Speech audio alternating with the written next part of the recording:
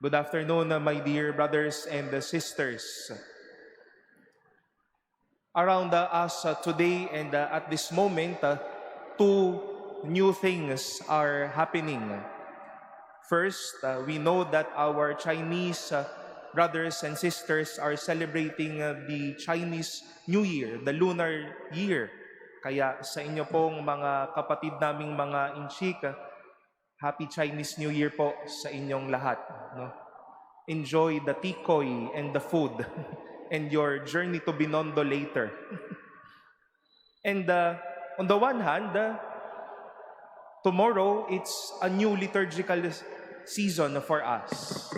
It will be Lent. We have the remaining hours of the day to listen to the Alleluia sung during the Mass. Tomorrow it's a whole new liturgical season with the season of Lent through the celebration of Ash Wednesday. And when we begin new things, we do not want to begin it by doing shallow or empty practices or even beliefs. We all begin a new life, a new season, a new day, always with the blessings, always with the grace, always with the love of the Lord. Hindi naman tayo pumasok sa isang bagong taon o bagong panahon ng isang simbahan o bagong kabanata ng ating buhay na walang matibay na pinanghahawakan, kundi lagi at palagi ang awa at pagmamahal ng Diyos.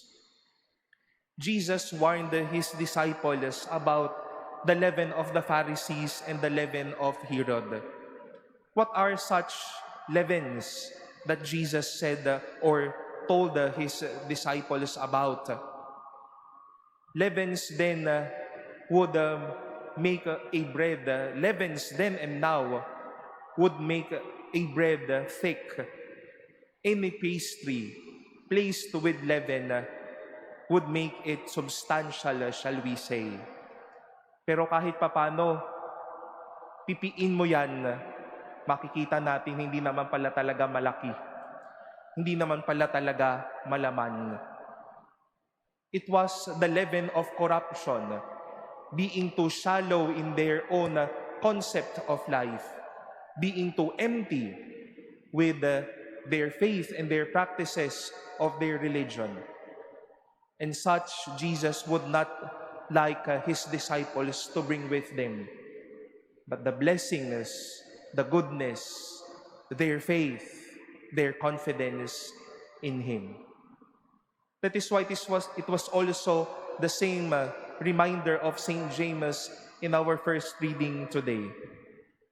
That from God, all good giving, every perfect gift, from Him, light, the first fruits and goodness comes from God. We do not want to begin new things in shallows and emptiness, but we want to begin new seasons, new days, in faith, in depth, and in meaning. Ayaw nating sana sa mga susunod pong panahong ito na magdidiwang tayo ng Kwaresma, nagpalagay ng noo, ng abo sa noo, para lang pala maging cosmetic or aesthetic design para ipagmayabang sa mga kapwa natin. That's the leaven of the Pharisees and of Herod.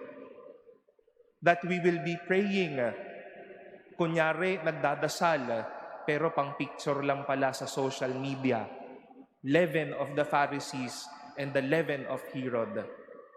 That we will be facing a lot of challenges, instances, and experiences in life, relying only to that source of strength, kaya ko ito. But without faith and trust in God, the leaven of Herod and the leaven of the Pharisees will continue to munch and be part of our lives.